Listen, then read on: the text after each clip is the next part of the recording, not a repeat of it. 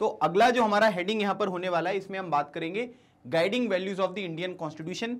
Guiding values यहां पर क्या क्या थी जिसकी वजह से हमारे संविधान में अलग अलग तरीके के जो प्रोविजंस हैं वो यहां पर ऐड किए गए हैं। सबसे पहली बात अगर हम देखेंगे तो यहां पर क्या है कि ओवरऑल फिलॉसफी ऑफ व्हाट और कॉन्स्टिट्यूशन इज ऑल अबाउट, मतलब कि सबसे पहली बात यहां पर यह होती है कि ओवरऑल फिलॉसफी हमको यहां पर समझनी पड़ेगी कि हमारे संविधान में किन किन चीजों को ध्यान में रखकर जो अलग अलग प्रोविजन है वो यहां पर ऐड किए गए हैं। सबसे इंपॉर्टेंट बात यहां पर अगर आप देखेंगे तो इसमें हम ओवरऑल फिलॉसफी की बात कर रहे हैं। ओवरऑल फिलॉसफी का मतलब यहां पर यह हुआ कि जो भी संविधान में अलग अलग तरीके की चीजें हैं, चाहे वो अगर आप यहां पर बात कर लीजिए कि भाई भारत जो है वो एक सेकुलर कंट्री होगा, यहां पर डेमोक्रेटिक वैल्यूज को ध्यान दिया जाएगा, तो ये क्या है, ये फिलॉसफी है। मतलब इन चीजों के बेसिस पे क्या करेंगे हम अपना संविधान जो है वो यहां पर बनाने वाले हैं। तो अगर आप ये देखेंगे कि अगर हमें यहां पर ओवरऑल फिलॉसफी यहां पर समझनी है हमारे संविधान की, तो इसको दो तरीके से यहां पर किया जा सकता है।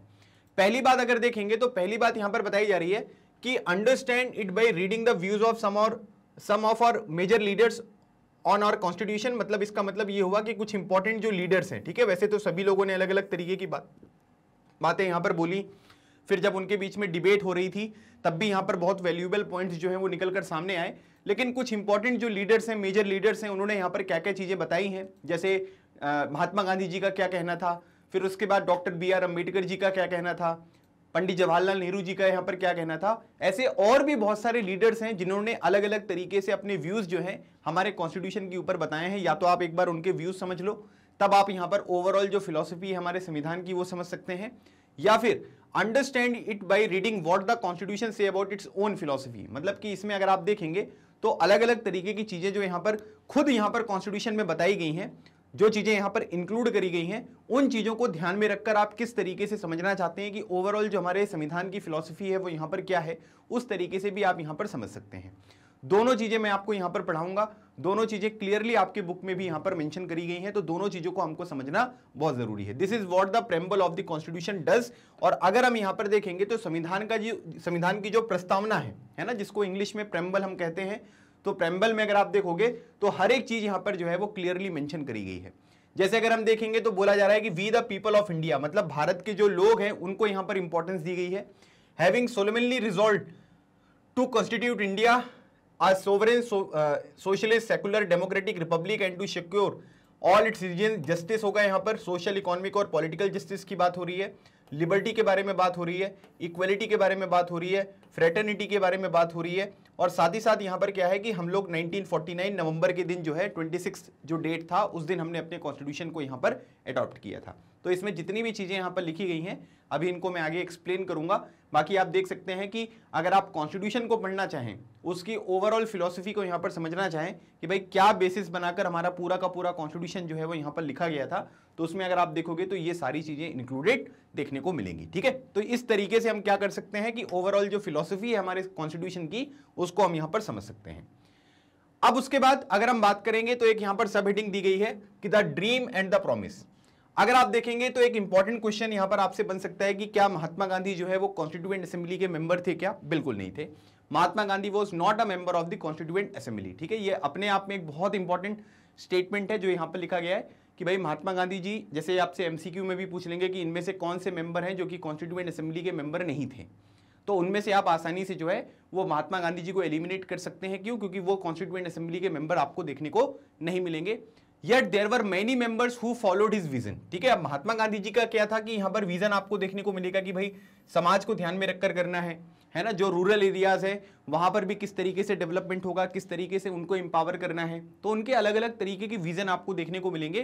तो कॉन्स्टिट्यूएंट असेंबली में काफी सारे मेंबर्स आपको ऐसे देखने को मिलते हैं जिनका विजन यहाँ पर क्या था, वो उसी विजन को यहाँ पर फॉलो करते थे जो महात्मा गांधी जी ने यहाँ पर बताया था। Years ago, writing in his magazine Young India in 1931, he had spelled out what he wanted the constitution to do। अब इसमें एक क्वेश्चन ये पूछा जा सकता है आपसे कि भाई यंग इंडिया मैगजीन जो है उसके एडिटर कौन थे, उसके राइटर कौन थे? तो याद रखिएगा यंग इंडिया जो किताब यहाँ पर मैगजीन है वो यहाँ पर किसने लिखी थी? महात्मा गांधी जी ने लिखी थी। दूसरी बात, कब लिखी थी? 1931 में आपको देखने को मिलेगा। तो इन्होंने यहाँ पर एक आर्टिकल लिखा था जिसमें इन्होंने ये मेंशन किया था कि भाई अगर किसी भी देश का, स्पेशली हम भारत के रिस्पेक्ट में यहाँ पर बात कर रहे हैं कि अगर यहाँ पर कॉन्स्टिट्यूशन होगा तो महात्मा गांधी जी यहां पर क्या चाहते थे कि कॉन्स्टिट्यूशन यहां पर क्या करे, है ना, मतलब इनकी जो यहां पर एस्पिरेशंस थी किसी भी कॉन्स्टिट्यूशन को लेकर, वो यहां पर क्या बात बताती है उसके बारे में इन्होंने इस मैगजीन में, यंग इंडिया जो मैगजीन थी 1931 में, इन्होंने इसके ऊपर एक आर्टिकल यहां पर लिखा था। उसका कुछ पार्ट यहां पर जो है ये मेंशन किया गया है, आपकी बुक में भी यहां पर चीजें लिखी हुई हैं, तो इसको एक बार जरा हम यहां पर देखेंगे। बोला जा रहा है कि I shall strive for a constitution which will release India from all thraldom and patronage. I shall work for an India in which the poorest shall feel that it is their country in whose making they have an effective voice. मतलब कि सबसे पहली बात यहां पर ये बताई गई है कि जो गरीब व्यक्ति है ना, जैसे महात्मा गांधी जी की एक फिलॉसफी यहां पर ये कहती है कि भाई जैसे कानून बनाने वाले जो लोग हैं, जो पार्लियामेंट में यहां पर आपको काम करते हुए दिखाई देते हैं, जो अलग अलग तरीके के लीडर्स हैं, तो उनको कभी जो है वो गाइडेंस की जरूरत हुई तो महात्मा गांधी जी के पास वो गए, तो उन्होंने पूछा कि भाई सर हम कैसे करें यहाँ पर, अगर हमको कोई कानून बनाना है कि वो सही है कि गलत है, ये चीज़ हम कैसे यहाँ पर डिसाइड करें। तो महात्मा गांधी जी ने उनको एक बहुत अच्छी एडवाइस ये दी थी कि जब भी तुम कोई कानून बनाओ, है ना, या कोई भी प्रोविजन अगर आपको यहाँ पर फाइनल करना है, तो आपको ये सोचना है कि देश में हमारे जो सबसे गरीब व्यक्ति है उसका किसी तरीके से नुकसान नहीं होना चाहिए। आप जो भी कानून यहाँ पर बना रहे हो, अगर सबसे गरीब व्यक्ति को आप यहाँ पर अपलिफ्ट कर रहे हो, उसको ऊपर लाने की कोशिश कर रहे हो, उसका किसी तरीके से कोई नुकसान नहीं हो रहा है, तो आप यहां पर उन चीजों को जो है वो यहां पर फाइनल कर सकते हो। तो इस तरीके की एडवाइस दी गई थी। तो वही चीज यहां पर भी आपको देखने को मिल रही है कि गरीब व्यक्ति को ऐसा नहीं लगना चाहिए कि देश में हमारी कोई वैल्यू नहीं है। जो भी यहां पर अलग अलग तरीके की स्ट्रेटेजी होंगी, है ना, अगर कोई भी डिसीजन मेकिंग यहां पर होगी तो उसमें उनका इफेक्टिव रोल होगा। ये चीज कॉन्स्टिट्यूशन को यहां पर इंश्योर करना पड़ेगा। An India in which there shall be no high class and no low class of people. मतलब कि जो लोगों के बीच में यहाँ पर डिस्क्रिमिनेशन होता है कि भाई हम हाई क्लास वाले हैं, हम लो क्लास वाले हैं, इस तरीके का कोई भी डिस्क्रिमिनेशन यहाँ पर नहीं होना चाहिए, सब लोग यहाँ पर इक्वल होने चाहिए। An India in which all community shall live in a perfect harmony. मतलब कि जितने भी यहाँ पर अलग अलग धर्म संप्रदाय के लोग हैं वो सभी लोग यहाँ पर भाईचारे के साथ रहें, शांति के साथ अपना जीवन यहाँ पर व्यतीत करें, उनके बीच में किसी भी तरीके की द्वेष भावना या आप ये कह सकते हैं कि कुछ यहाँ पर जो है अलग अलग तरीके से लड़ाई वगैरह यहाँ पर नहीं होनी चाहिए।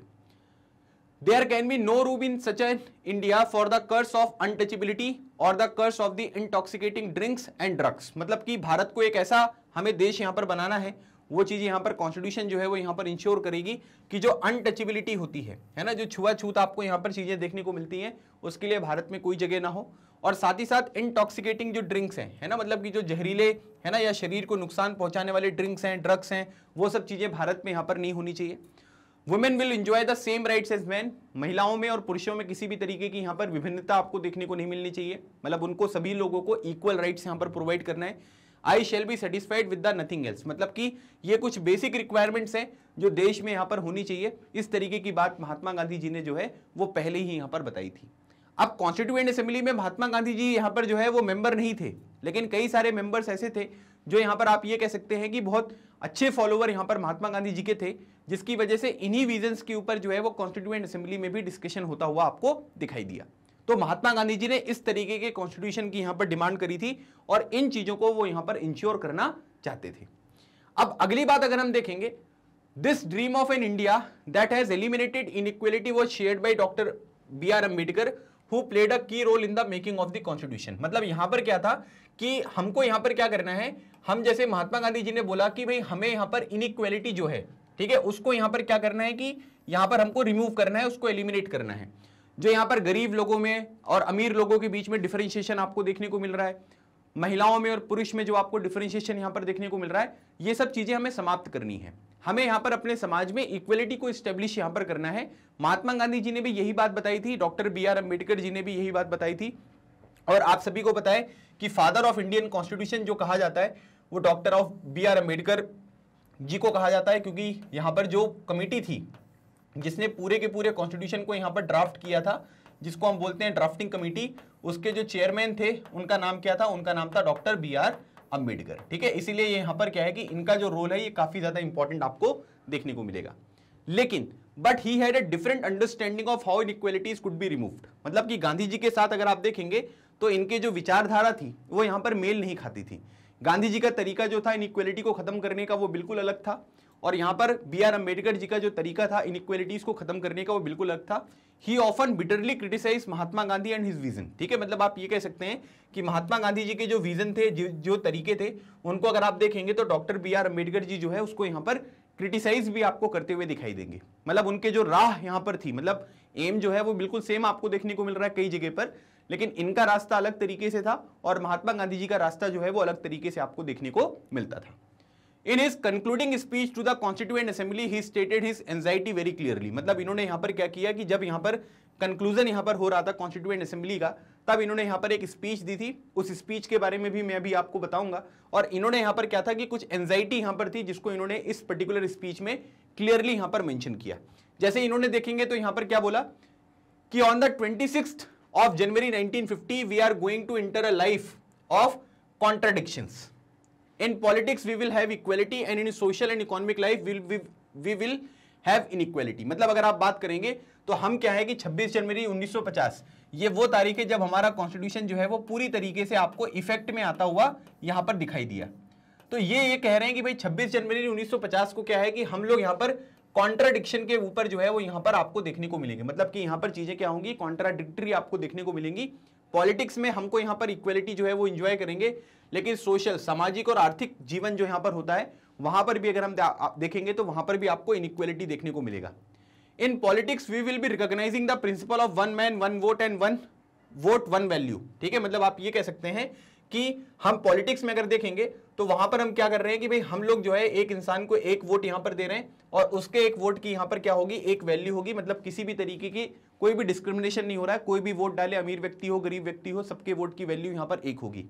दूसरी बात इन्होंने यहां पर बताई है कि in our social and economic life we shall by reason of our social and economic structure continue to deny the principle of one man one value. लेकिन सामाजिक जीवन में अगर हम देखेंगे तो यहां पर क्या है कि जो ये वोटों में आपने देखा कि वन वोट वन वैल्यू यहां पर होगी, लेकिन सामाजिक जीवन में क्या है कि सभी लोगों का स्तर जो है, लेवल जो है वो इक्वल नहीं होगा। ये बात doctor B are Ambedkar ji ने बताई थी। और आज के टाइम पीरियड पर अगर हम देखेंगे तो जिस तरीके से हमारी सोसाइटी में जो लेवल है यहां पर सामाजिक रूप से अगर देखेंगे तो कुछ लोग यहां पर बहुत ऊपर हैं, कुछ लोग यहां पर बहुत नीचे हैं, तो उन दोनों को हम यहां पर कंपेयर नहीं कर सकते। कॉन्स्टिट्यूशन में लिखा गया है कि ऊपर वाला नीचे वाला सब लोग यहां पर इक्वल है, लेकिन ऊपर वाले के पास अपॉर्चुनिटीज बहुत ज्यादा हैं और जो समाज के निचले स्तर पर आपको लोग देखने को मिलेंगे, जो गरीब व्यक्ति हैं, उनके पास उतनी ज्यादा अपॉर्चुनिटीज देखने को नहीं मिलती हैं। How long shall we continue to live this life of contradictions, है ना, कब तक हम इस तरीके से जो है वो कॉन्ट्राडिक्शन करेंगे कि पॉलिटिकल जो यहाँ पर लाइफ है, पॉलिटिक्स वाला जो यहाँ पर आपको ऑप्शन देखने को मिल रहा है उसमें हम इक्वलिटी दे रहे हैं, लेकिन सामाजिक और आर्थिक रूप से उन लोगों को उस तरीके की इक्वलिटी यहाँ पर प्रोवाइड नहीं की जाती है। How long shall we continue to deny equality in our social and economics life, मतलब कि हम यहाँ पर किस तरीके से लोगों को जो इक्वलिटी हमको सामाजिक और आर्थिक रूप से प्रोवाइड करनी है, सबको बराबर यहाँ पर लेकर आना है, उसको कब तक डिनाई करेंगे। If we continue to deny it for a long, we will do so only for putting our political democracy in peril। मतलब आप ये कह सकते हैं कि केवल जो डेमोक्रेसी है जिसमें लोगों का शासन है, ठीक है, लोगों की वैल्यू यहाँ पर आपको देखने को मिलेगी, वो केवल पॉलिटिक्स में ही देखने को मिलेगी। बाकी लोगों का जो अपलिफ्टमेंट यहाँ पर होना चाहिए वो चीजें यहाँ पर आपको देखने को नहीं मिलती हैं। तो ये जो स्पीच थी, ये कंक्लूजन वाली स्पीच थी जो doctor B are Ambedkar ji ने यहाँ पर कॉन्स्टिट्यूएंट असेंबली में यहाँ पर दिया था। तो ये सब चीजें जो हैं ये यहाँ पर बताई गई। तो आप ये कह सकते हैं कि यहाँ पर दो अलग अलग पर्सनैलिटीज के बारे में मैंने आपको बताया। इसी तरीके से आपकी बुक में पंडित जवाहरलाल नेहरू जी की भी स्पीच यहाँ पर लिखी हुई है, तो उसको भी आप देख सकते हैं। तो हम लोग अपने कॉन्स्टिट्यूशन के बारे में, है ना, उसकी जो गाइडिंग वैल्यूज है, वहां पर फिलॉसफी यहाँ पर क्या है, उसका एक तरीका यहाँ पर हम ये देख सकते हैं कि भाई महात्मा गांधी जी ने यहाँ पर क्या कहा, doctor B are Ambedkar ji ने यहाँ पर क्या कहा, किस तरीके से अलग अलग चीजें जो हैं वो यहाँ पर आपको देखने को मिल रही है, वो चीज आपको यहाँ पर बताई गई।